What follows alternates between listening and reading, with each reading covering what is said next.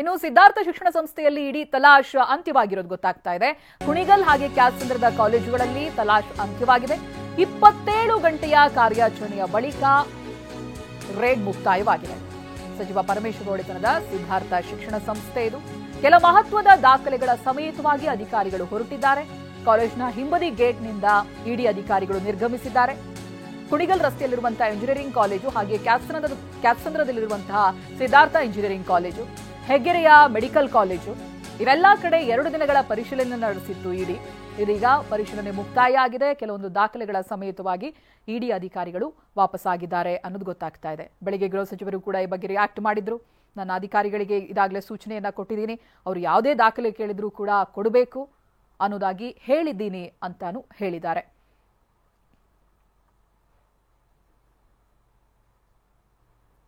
ಇಡಿ ದಾಳಿ ರಾಜಕೀಯ ಸಂಚಲನಕ್ಕೆ ಕಾರಣವಾಗಿದೆ. ಹಾಗಾದ್ರೆ ಇಡಿ ಮಾಧ್ಯಮ ಪ್ರಕಟಣೆಯಲ್ಲಿ ಏನಿದೆ, ಕಂಪ್ಲೀಟ್ ಮಾಹಿತಿ ಇಲ್ಲಿದೆ ನೋಡಿ. ರಣ್ಯಾರಾವ್ ವಿರುದ್ಧದ ಗೋಲ್ಡ್ ಸ್ಮಗ್ಲಿಂಗ್ ಕೇಸ್ ಸಂಬಂಧ 16 ಸ್ಥಳಗಳಲ್ಲಿ ಶೋಧ ಕಾರ್ಯಾಚರಣೆ ನಡೆಸಲಾಗಿದೆ. ಈ ದಾಳಿ ವೇಳೆ ಮಹತ್ವದ ಸಂಗತಿಗಳು ಬೆಳಕಿಗೆ ಬಂದಿವೆ. ಗಂಭೀರ ಹಣಕಾಸು ಅಕ್ರಮಗಳನ್ನು ಎಸಗಿರುವುದು ಪತ್ತೆಯಾಗಿದೆ. ನಂಬರ್ 1, ಹವಾಲಾ ಆಪರೇಟರ್ಗಳು. ಬಂಗಾರ ಖರೀದಿಗೆ ಅನಧಿಕೃತವಾಗಿ ವಿದೇಶಿ ವಿನಿಮಯ ಚಲಾವಣೆ ನಡೆಸಿದವರು. ಇಂತಹ ಹಲವಾರು ಜನರು ರಣ್ಯಾರಾವ್ ಜೊತೆ ವ್ಯವಹಾರ ನಡೆಸಿದ್ದಾಗಿ ಒಪ್ಪಿಕೊಂಡಿದ್ದಾರೆ. ಕೆಲವು ಖರೀದಿದಾರರು ರಣ್ಯಾರಾವ್ ಅವರಿಂದ ಬಂಗಾರ ಖರೀದಿಸಿ ಚಿನ್ನದ ವ್ಯಾಪಾರಿಗಳಿಗೆ ಮಾರಾಟ ಮಾಡಿರುವುದಾಗಿ ಒಪ್ಪಿದ್ದಾರೆ.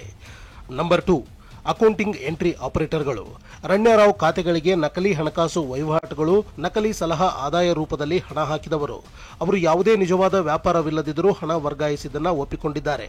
ಉದಾಹರಣೆಗೆ, ಒಂದು ಕಂಪನಿ ರಣ್ಯಾರಾವ್ ಅವರನ್ನ ಕಟ್ಟಡ ಕಾರ್ಮಿಕರ ಪೂರೈಕೆದಾರರಾಗಿ ತೋರಿಸಿ ಅವರಿಗೆ ಕೋಟಿಗಟ್ಟಲೆ ರೂಪಾಯಿಗಳನ್ನು ಪಾವತಿಸಿದೆ. ಇದೇ ರೀತಿಯಲ್ಲಿ ಇತರ ಕಂಪನಿಗಳ ಮೂಲಕವೂ ಅವರು ಹಣಕಾಸು ಅಕ್ರಮಗಳಲ್ಲಿ ತೊಡಗಿದ್ದಾರೆ. ನಂಬರ್ 3, ಒಂದು ಶೈಕ್ಷಣಿಕ ಟ್ರಸ್ಟ್ ಪ್ರಭಾವಶಾಲಿ ವ್ಯಕ್ತಿಯ ಸೂಚನೆಯ ಮೇರೆಗೆ ಯಾವುದೇ ದಾಖಲೆ ಇಲ್ಲದೆ ರಣ್ಯಾರಾವ್ ಕ್ರೆಡಿಟ್ ಕಾರ್ಡ್ ಬಿಲ್ ಪಾವತಿಗೆ 40 ಲಕ್ಷ ರೂಪಾಯಿ ಹಣವನ್ನು ಪಾವತಿಸಿದೆ. ನಂಬರ್ 4, ಆರ್ಬಿಐ ಅನುಮತಿ ಇಲ್ಲದೆ ಅಕ್ರಮ ವಿದೇಶ ವಿನಿಮಯ ವ್ಯಾಪಾರ ನಡೆಸುತ್ತಿರುವ ವ್ಯಕ್ತಿಗಳು ಮತ್ತು ಸಂಸ್ಥೆಗಳು ಪತ್ತೆಯಾಗಿದ್ದು, ಇದಕ್ಕೆ ಸಂಬಂಧಿಸಿದ ಸಾಕ್ಷ್ಯಗಳು ಪತ್ತೆಯಾಗಿವೆ. ನಂಬರ್ 5, ಇಡಿ ಹಣದ ಮೂಲದ ಬೆನ್ನು ಹತ್ತಿದ್ದು ಈವರೆಗೆ ಹಲವಾರು ಕೋಟಿಗಳ ಅಪರಾಧದ ಆದಾಯ ಪತ್ತೆ ಹಚ್ಚಲಾಗಿದೆ. ಹಣದ ಮೂಲವನ್ನು ಇಡಿ ಪರಿಶೀಲಿಸುತ್ತಿದೆ. ಇನ್ನು ಸಚಿವ ಸಂಪುಟ ಸಭೆಯಲ್ಲೂ ಕೂಡ ಇಡಿ ದಾಳಿ ವಿಚಾರ ಪ್ರಸ್ತಾಪ ಆಗಿದೆ. ಸಂಪುಟ ಸಭೆಗೆ ಮಾಹಿತಿಯನ್ನ ಕೊಟ್ಟಿದ್ದಾರೆ ಗೃಹ ಸಚಿವ ಪರಮೇಶ್ವರ್.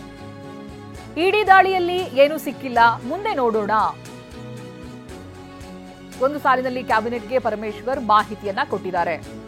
ಮಾಧ್ಯಮದ ಜೊತೆ ಮಾತನಾಡಬೇಕಾದ್ರೂ ಕೆಲ ಪ್ರಶ್ನೆಗಳಿಗೆ ಉತ್ತರವನ್ನ ಕೊಟ್ಟಿಲ್ಲ. ಸ್ಪೆಕ್ಯುಲೇಷನ್ ಕಾರಣ ಆಗುತ್ತೆ, ನಾನು ಜವಾಬ್ದಾರಿಯುತ ಸ್ಥಾನದಲ್ಲಿದ್ದೀನಿ, ಹಾಗೆ ಮಾತನಾಡೋದಕ್ಕಾಗಲ್ಲ ಅಂತೆಲ್ಲ ಹೋಮ್ ಮಿನಿಸ್ಟರ್ ಹೇಳಿದ್ರು. ಇದೀಗ ಅದರ ಬೆನ್ನಲ್ಲೇ ಸಚಿವ ಸಂಪುಟ ಸಭೆಯಲ್ಲೂ ಕೂಡ ಇದೇ ಇಡಿ ವಿಚಾರ ಪ್ರಸ್ತಾಪ ಆಗಿದೆ. ಗೃಹ ಸಚಿವ ಪರಮೇಶ್ವರ್ ಮಾಹಿತಿಯನ್ನ ಕೊಟ್ಟಿದ್ದಾರೆ. ಇಡಿ ದಾಳಿಯಲ್ಲಿ ಏನೂ ಸಿಕ್ಕಿಲ್ಲ, ಮುಂದಕ್ಕೆ ನೋಡೋಣ ಅಂತ ಹೇಳಿದ್ದಾರೆ. ಇದಾಗಲೇ ಇಡಿ ದಾಳಿ ಕೂಡ ಮುಕ್ತಾಯ ಆಗಿದೆ 2 ಕಡೆಗಳಲ್ಲಿ.